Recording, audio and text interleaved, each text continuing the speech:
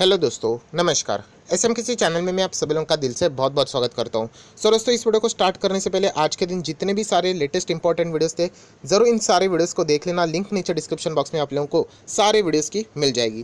First time visit किया तो जरूर चैनल को सब्सक्राइब भी कर लेना। And free stock market classes इस चैनल को भी फॉलो कर सकते हो। लिंक इसका ऊपर आई बटन पर या नीचे डिस्क्रिप्शन बॉक्स में मिल जाएगा। प्लस कल के दिन की बात करें तो इस चैनल के ऊपर जो वीडियो है उसको भी जरूर देख लेना। इसका भी लिंक ऊपर आई बटन पर प्रोवाइड कर दिया है। सो चलिए दोस्तों, फिलहाल इस वीडियो को स्टार्ट कर लेते हैं। सो दोस्तों, अभी हम लोग आ चुके हैं नॉर्मल स्क्रीन के ऊपर। देखिए, इस वीडियो की अगर मैं बात करूं तो लगभग यहाँ पे हम लोग 9 स्टॉक की बात करने वाले हैं। देखिए, ये 9 स्टॉक्स किसके हिसाब से मैं बात कर रहा हूँ। ये एक जो प्लेटफॉर्म है, ये जो चैनल है वो एजुकेशनल पर्पस वाला है। यहाँ पे मैं कोई आपको रिकमेंडेशन टिप्स जाकर बाय कर लो, शॉर्ट कर लो, इंट्राडे कर लो, उसके लिए ये चैनल बनाया हुआ नहीं है। जो खुद मार्केट सीखना चाहता है उनको हमेशा सीखने के लिए कोई ना कोई स्टॉक चाहिए, इवेंट चाहिए। सो उनके लिए ये चीज़ें मैं आप लोगों को बता रहा हूँ। सो पहले मैं आप लोगों को बताने वाला हूँ दोस्तों 9 स्टॉक्स। उन 9 स्टॉक्स में से जो टॉप के 1, 2, 3 एंड 4 ये जो स्टॉक्स है दोस्तों, इनके ऊपर तो आप लोगों ने सबसे ज़्यादा फोकस रखना है। बहुत सारी चीज़ें आप लोगों को इन टॉप के 4 स्टॉक्स में देखने को यहाँ पे मिलने वाली है। जैसे मैंने आपको बताया, कुल मिला के 9 स्टॉक की बात होने वाली है। प्लस कुछ बोनस स्टॉक्स भी मैं आपको बताने वाला हूँ। बोनस मतलब कुछ ऐसे स्टॉक्स जो कि हमारे रडार के ऊपर यूजुअली नहीं रहते, बट स्टिल स्टडी करने के लिए इन 2 स्टॉक्स को भी आप लोगों ने क्या करना है, वॉच लिस्ट में ऐड करना है, सीखना है। जैसे मैं बार बार कहता हूँ, अगर आप मार्केट को 3 या फिर 5 साल सीखोगे, आने वाले समय में आप लोग आराम से मार्केट से पैसा कमाना शुरू कर दोगे। बट बिना लर्निंग के डायरेक्टली कुछ भी चीज़ें करोगे, बाय सेल करोगे किसी और के रिकमेंडेशन के ऊपर, कोई वीडियो देख लिया टेलीग्राम चैनल के ऊपर, कोई टिप्स देख लिया, स्क्रीनशॉट देख लिया और कर लिया, तो फिर ज़्यादा देर टिकने वाले हो नहीं, कभी ना कभी एग्जिट हो जाओगे। सो एक खुद से सीखना है तो ये चीज़ें करनी पड़ेगी। तो चलिए एक एक स्टॉक में आपको बताऊंगा एंड कौन कौन से स्टॉक में क्या क्या एक्टिविटी है जिसके ऊपर आप लोगों ने फोकस रखना है। देखिए, एक्टिविटी क्या होगी, पॉजिटिव भी हो सकती है, नेगेटिव भी हो सकती है, तो वो हम लोगों ने ऑब्जर्व यहाँ पे करनी है। सो चलिए एक एक स्टॉक को कवर कर लेते हैं। एंड पहले के जो 4-5 स्टॉक है वो ज़्यादा इंपॉर्टेंट है। सो दोस्तों, रिवर्स मोड में स्टार्ट करेंगे। नंबर 9 वाला स्टॉक के साथ जाएंगे। 9 नंबर पे कौन सा स्टॉक है, तो अगर मैं बात करूँ कोल इंडिया। कोल इंडिया को आप लोगों ने यहाँ पे ज़रूर फोकस में रखना है। एंड इसके पीछे का रीज़न है दोस्तों, कोल का प्राइस हाइक से रिलेटेड बातें यहाँ पे चल रही है। यस, कोल का प्राइस बढ़ाएंगे तो ऑटोमेटिकली कंपनी को यहाँ पे फ़ायदा ही होगा। सो क्या करें, इंट्राडे करें। वापस मैं अगेन आप लोगों को शुरुआत में बता चुका हूँ, मैं इंट्राडे या फिर ट्रेडिंग से रिलेटेड ज़्यादा बातें नहीं करता हूँ, मैं इन्वेस्टमेंट की बातें करता हूँ। कोल इंडिया मेरे पास नहीं है, बट फिर भी सीखने के लिए ये चीज़ें आपको पता होनी चाहिए कि प्राइस हाइक से रिलेटेड क्या रिएक्शन रहता है। तब जाके अगर आपका कोई फेवरेट स्टॉक रहेगा, उसमें अगर कोई इस तरीके की एक्टिविटीज़ आपको पहले ही यहाँ पे अंडरस्टैंड हो जाती है सीखने के हिसाब से, तो फिर आप लोग वहाँ पे फ़ायदा उठा सकते हो, राइट। सो कोल इंडिया की अगर हम लोग बात करें, ये देखिए प्राइस हाइक से रिलेटेड बातें चल रही है, ज़रूर इसको फोकस में रखना है। अभी तक ऑफिशियल खबर तो नहीं है। ये हो गया नंबर 9। अभी आते इसके बाद कौन सा, नंबर 8 वाला स्टॉक कौन सा है, डिवीज़ लैब। आप सभी लोगों को पता है डिवीज़ लैब के Q2 के रिजल्ट सामने आ चुके, तो बाजार को इनके नंबर कैसे लगे वो देखना इंटरेस्टिंग रहने वाला है। फिलहाल तो बाजार आप ही देख ही रहे हो कि देखिए इसके नंबर कोई ख़राब नंबर नहीं है, राइट। परफॉर्मेंस बहुत ही अच्छा देखने को मिल चुका है, बट बाजार ओवर एक्सपेक्टेशन रख के चल रहा है। तो वही चीज़ अभी हम लोग को सीखनी है, क्या डिवीज़ लैब की भी पिटाई होती है या नहीं हुई पिटाई। तो दोस्तों, इसको अलग से नोट करके रखना, मतलब समझ रहे हैं आप लोग कि बाजार के ओवर एक्सपेक्टेशन को भी इसने फुलफिल किया हुआ है। तो साइड में इसको अलग से नोट करके आप लोग चल सकते हो। सो डिवीज़ लैब कल क्यों फोकस में रखना है, Q2 के नंबर का रिएक्शन हम लोग को देखना है। आ जाते हैं कौन से नेक्स्ट स्टॉक के ऊपर, नंबर 7 स्टॉक, एंड वो है दोस्तों बाटा इंडिया। बाटा के नंबर बहुत बहुत बहुत बहुत ही शानदार हम लोग को देखने को मिले थे। एंड इसके चलते आप लोग ज़रूर यहाँ पे कोई बड़े इन्वेस्टर भी अगर पैसा लगाना चाहते हैं, वो शायद से यहाँ पे पैसा भी लगा सकते हो। तो बाटा के ऊपर भी आप लोग फोकस यहाँ पे रख सकते हो, राइट। सो ये चीज़ें आप लोगों ने ज़रूर यहाँ पे क्या करनी है, स्टडी यहाँ पे करनी है। नेक्स्ट अगर मैं यहाँ पे बात करूँ दोस्तों, तो वो है मुथूट फाइनेंस। मुथूट फाइनेंस भी आप लोग यहाँ पे देख सकते हो, 1500 का ये स्टॉक देखने को मिल रहा है। एंड मूरत ट्रेडिंग की अगर हम लोग बात करें तो इसके रिजल्ट को कोई नेगेटिव साइन तो नहीं देखने को मिला, राइट। तो इसीलिए मुथूट फाइनेंस में आगे क्या रहता है वो देखना है, क्योंकि कंपनी के वैल्यूएशन के हिसाब से अगर हम लोग बात करें, एक रीजनेबल परफॉर्मेंस मुथूट फाइनेंस का देखने को यहाँ पे हमें मिल रहा है। तो इस कंपनी को आप लोगों ने क्या करना है, फोकस में फिलहाल यहाँ पे रखना है। नेक्स्ट अगर मैं बात करूँ दोस्तों, तो नंबर 5 पे है कौन, स्टेट बैंक ऑफ इंडिया। आप सभी लोगों को पता है पब्लिक सेक्टर बैंक के परफॉर्मेंस अच्छे देखने को मिल रहे हैं, रिजल्ट अच्छे आ रहे हैं। एंड उसमें एसबीआई ये सबसे पसंदीदा स्टॉक है। आप सभी लोगों को पता है पीएसयू वर्स्ट में बेस्ट। तो इसको आप लोगों ने क्या करना है, रडार के ऊपर रखना है। देखिए ये तो कॉमन स्टॉक हो गए, ये 9 से लेकर 5 तक। अभी आ रहे हम लोग बहुत ही ज़्यादा इंपॉर्टेंट स्टॉक के ऊपर, जैसे मैंने वीडियो के शुरुआत में ही बता दिया था। अभी आप लोगों ने ज़्यादा अलर्ट रहना है। इंपॉर्टेंट है दोस्तों, Tata motor. Yes, Tata motor की ओर से एक बयान हम लोगों को देखने को यहाँ पे मिल रहा है। देखिए सेमीकंडक्टर के इशू आज भी है जैगवार एंड लैंड रोवर से, एंड उन्होंने कहा है कि फाइनेंशियल ईयर 22 का जो सेकंड हाफ है, राइट, वहाँ पे हम लोग को ये नॉर्मलाइज मतलब चीज़ें होती हुई देखने को मिल सकती है। डिमांड आज भी ज़बरदस्त है, 1,20,000 से भी ज़्यादा का डिमांड इन गाड़ियों का JLR का देखने को मिल रहा है। बट सेमीकंडक्टर का इशू है, चिप शॉर्टेजेस है, इसके कारण वो फुलफिल करने के लिए टाइम लगेगा।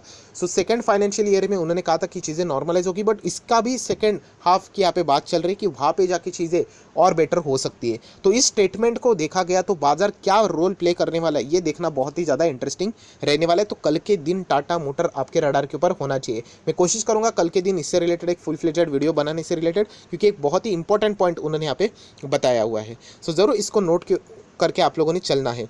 Then number 3, Pfizer. आप ऑलरेडी मैं आप लोगों को बता चुका हूँ कि अमेरिकन बाजार की अगर हम लोग बात करें, फाइज़र में हम लोग को 10 से 11% के आसपास की तेज़ी देखने को मिली थी। एंड रीज़न बहुत ही सिंपल है, इन्होंने ऐसी पील निकाली है कि जो कि कोविड में मतलब हम कह सकते हैं 89% उसकी एक्यूरेसी है। मतलब आप लोगों को हॉस्पिटलाइजेशन होने की ज़रूरत नहीं है। अगर कोई सीरियस पेशेंट है, वो पिल देते ही खाते ही वो यहाँ पे उसकी डेथ के चांसेस ना के बराबर होते हैं। सो उसका रिएक्शन भी हम लोगों ने देखा। फाइज़र मॉडर्ना वैक्सीन वाली कंपनी है, उसका स्टॉक सीधा 16-16.5% गिर गया। क्यों? क्योंकि अगर ये पिल फेमस हो गई तो फिर वैक्सीन की ज़रूरत क्या है। तो ये चीज़ें के कारण फाइज़र कल के दिन ये बहुत ही इंटरेस्टिंग स्टॉक रहने वाला है, सीखने के लिए बहुत कुछ मिलने वाला है। सो ज़रूर फाइज़र को नंबर 3 पे यहाँ पे रखा है, नोट करके चलना है। सेकेंड तो आप सभी लोगों को पता है, इंडसइंड बैंक। विसल ब्लोअर ने आप सभी लोगों को पता है यहाँ पे एवरग्रीनिंग लोन की बात छेड़ी है। एवरग्रीनिंग लोन मतलब क्या, आज के दिन का वीडियो देख लेना बैंक का फ्रॉड वाला, आपको सारा कॉन्सेप्ट समझ में आ जाएगा। NPA से रिलेटेड, इशू से रिलेटेड विसल ब्लोअर ने आरोप लगाए। इंडसइंड बैंक की अगर हम लोग बात करें, उन्होंने इस आरोप को खारिज कर दिया। उन्होंने कहा कि जो चीज़ें हुई थी वो टेक्निकल ग्लिचेस के कारण हुई थी। उसी चीज़ को बेस लेकर यहाँ पे विसल ब्लोअर ने एक झूठी बात फैलाई है जो कि बेसलेस है। अभी मार्केट कल क्या रिएक्शन देगा ये देखना इंटरेस्टिंग रहेगा।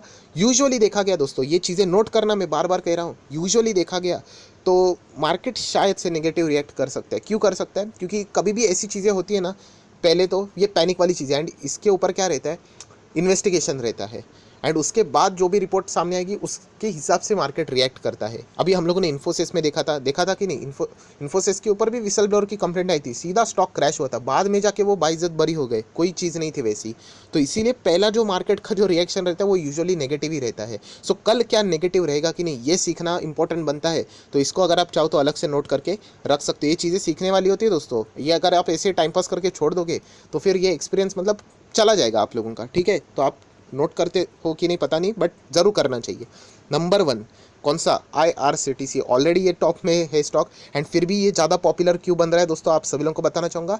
रेवेन्यू की अगर हम लोग बात करें, कन्वीनियंस फी, आप सभी लोगों को पता है 50-50 की जो न्यूज़ सामने आई थी, स्टॉक क्रैश हुआ था कितना, 28%।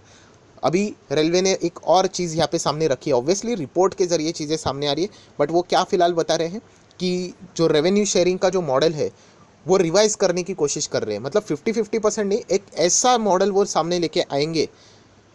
ये जो फीस का जो ये बातें रहते, इसके चलते तीनों का फायदा होगा। मतलब एक तीर तीन निशाने, IRCTC को भी फायदा होगा, minority share holder, retail investor को भी नुकसान नहीं होगा, एंड रेलवे मिनिस्ट्री को भी इसका फायदा होगा। ऐसा कुछ तो वो मॉडल अभी डेवलप करने की कोशिश कर रहे हैं रेवेन्यू शेयरिंग का।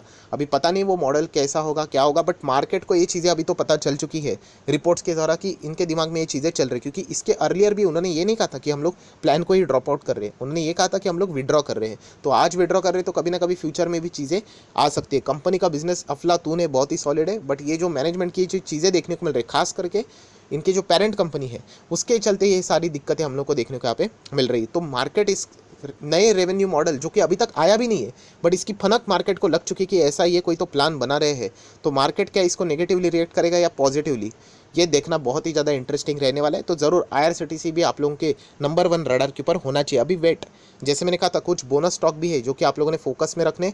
कौन से स्टॉक? तो दोस्तों वो है 2 स्टॉक्स। पहला है उसका हिंदुस्तान मिल्स। यस, इस कंपनी को फोकस में यहाँ पे रखना है। इसमें पॉजिटिविटी बने रहने की चांसेस सबसे ज़्यादा है। यस, बहुत अच्छे नंबर्स दिखाए हैं, सो पॉजिटिविटी रहनी चाहिए। फिर भी देखना है कि बाजार के ओवर एक्सपेक्टेशन को भी मुझे ऐसा लगता है कि इसने फुलफिल किया होगा। सो ज़रूर इसको नोट करके चलना है। मैंने भी अपनी एक अलग से वॉच लिस्ट लगा कर बैठे हुए मैं ऑलरेडी, तो इसको भी मैंने यहाँ पे नोट करके रखा हुआ है। ये कोई स्टॉक मेरे पोर्टफोलियो में नहीं, बट आपको मैं बता रहा हूँ कि ये चीज़ें सीखनी होती है। नेक्स्ट कंपनी आप लोग यहाँ पे देख सकते हो, केमिकल से रिलेटेड है, हम लोग यहाँ पे कह सकते हैं, तो नोट कर लेना इस कंपनी को भी। शायद से इसकी जो तेज़ी हम लोग को ऑलरेडी देखने को मिली थी, ये भी कंटिन्यू रह सकती है। सो ज़रूर इसको भी नोट करके रखना है। ये 2 बोनस स्टॉक है दोस्तों। बोनस है मतलब चलो बाय कुछ कर लेते हैं, मैं अगेन कह रहा हूँ इसको पहले लर्न करो, ये चीज़ें सीखनी है आप लोगों ने, तब जाके आप लोग चाहो तो फिर बाद में जाके रिस्क लेके अपने हिसाब से डिसीजन ले सकते हो। बट ये 2 बोनस स्टॉक है, इनको ज़रूर स्टडी करना है। एंड कल के दिन की बात करें 8 तारीख, तो बहुत सारे कंपनी के नंबर्स तो आने वाले हैं। उसमें से अगर मैं मोस्ट पॉपुलर स्टॉक की बात करूँ तो ब्रिटानिया निफ्टी 50 का भी है, एफएमसीजी का बहुत बड़ा दिग्गज स्टॉक है। कई समय से एफएमसीजी वैसे स्ट्रगल कर रहा है, ये भी स्ट्रगल कर रहा है, तो कल का दिन भी इस कंपनी के लिए बहुत ही ज़्यादा इंपॉर्टेंट रहने वाला है। सो इन सारे स्टॉक्स के ऊपर दोस्तों आप लोगों की निगाहें होनी चाहिए। मैं अगेन कह रहा हूँ, मेरा उद्देश्य सिर्फ आप लोगों को लर्निंग के लिए है, एजुकेशनल पर्पज से रिलेटेड है। ब्लाइंडली जाके कोई भी चीज़ें करना मत, उसका रिजल्ट भी आ गया वो टेम्पररी रहता है, लॉन्ग टर्म का रिजल्ट चाहिए तो आपको लर्न करना पड़ेगा, उसके बाद खुद डिसीजन लेके गलतियां करके सीखना पड़ेगा, तब जाके आप लॉन्ग टर्म में टिक पाओगे। राइट। सो ये सारी चीज़ें, ये वीडियो आप लोगों को मदद कर सकता है। सो जरूर आई होप, आशा करता हूँ आपको वीडियो पसंद आया होगा, तो जरूर लाइक एंड शेयर भी कर देना। So that's it, thank you very much दोस्तों। We will be meeting our next video, तब तक के लिए बाय बाय।